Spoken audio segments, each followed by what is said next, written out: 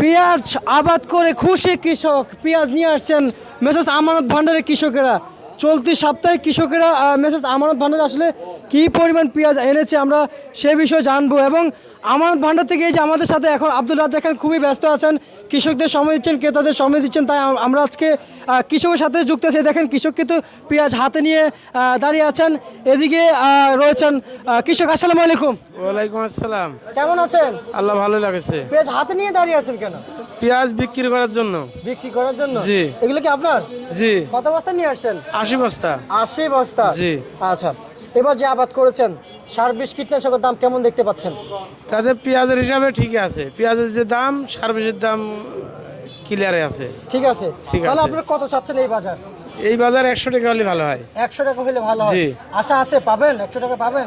আশা তো ছিল, কিন্তু এখন দেখা যাচ্ছে যে সকাল তো 105 টাকা বিক্রি করেছিলাম, এখন 95-90 টাকা বাজার। আপনি তো জানেন যে আপনি না, আপনাদের কৃষকরা সবাই জানে বড় পেঁয়াজের চাহিদা বেশি, দাম বেশি। জি।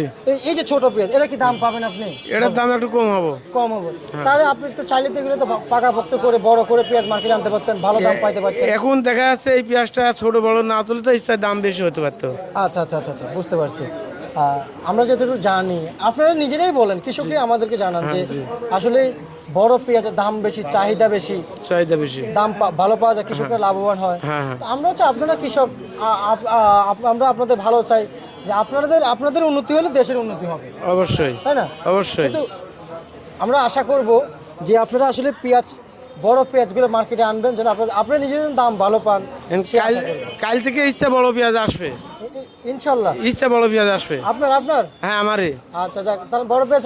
হ্যাঁ, বড় পেঁয়াজ আসবো। হ্যাঁ। আচ্ছা আচ্ছা, বড় পেঁয়াজ কত বিঘা আবাদ করেছেন? আমার পেঁয়াজ মেলা 50 বিঘা। 50 বিঘা? জি। মাশাআল্লাহ মাশাআল্লাহ, 50 বিঘা? 50 বিঘা। মাশাআল্লাহ। সার বিষ কি পরিমাণ খরচ হয়েছে সেটা জানাবেন। খরচ প্রতি বিঘে 60,000। 60,000? জি। আচ্ছা আচ্ছা আচ্ছা আচ্ছা, প্রতি বিঘাতে?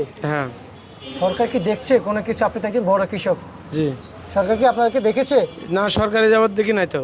আপনি তো বড় কৃষক। 50 বিঘা? 50 বিঘা। মাশাআল্লাহ, তা তো অনেক। অনেক। আপনি তো একজন বড় কৃষকের তালিকার ভিতরে আপনিও একজন পড়েছেন। জি। তাহলে আপনার কোনো সহযোগিতা করে নাই? না না, কোনো কিছুই পান নাই? না না। সরকার থেকে তো সার অনুদান দিচ্ছে, আপনার পান নাই? কোনোটাই পাইনি আমি। কিছুই পান নাই? কিছুই পাইনি। হ্যাঁ হ্যাঁ, কি কর, তার মানে কি কৃষককে ঠকে গেল নাকি? হ্যাঁ, এটা তো আমার কিছুই পাইনি। আমি তো কিছুই পাইনি। আচ্ছা আচ্ছা আচ্ছা আচ্ছা, আজকে কত বিক্রি করেছেন? আজকে 105 থেকে এখন বর্তমান 95। 95? জি। আজকে বাজারে বিক্রি করেছেন? জি। আচ্ছা আচ্ছা আচ্ছা, ন্যায্য দাম তো পাচ্ছেন না এখন? তো পাচ্ছেন না? হ্যাঁ, এখন পাচ্ছে আর কি। এই বাজার থাকলে কি আপনার জন্য সুবিধা হবে নাকি? এরকম বাজার থাকলে ভালো হয়। ভালো হয়। জি। হাটে খবর নিয়েছেন? হ্যাঁ, খবর নিয়েছি। কত হাটে গিয়েছিল? হাটে কালকে গেছে 4600, আজকে বর্তমানে 3200 3300। আচ্ছা আচ্ছা আচ্ছা, এবং এখানে কত বিক্রি হচ্ছে? এখানে 90 থেকে 95 এখন বিক্রি হচ্ছে না? জি। আপনাকে অসংখ্য ধন্যবাদ। সরাসরি একজন কৃষকের সাথে কথা বলেছি ঢাকা থেকে।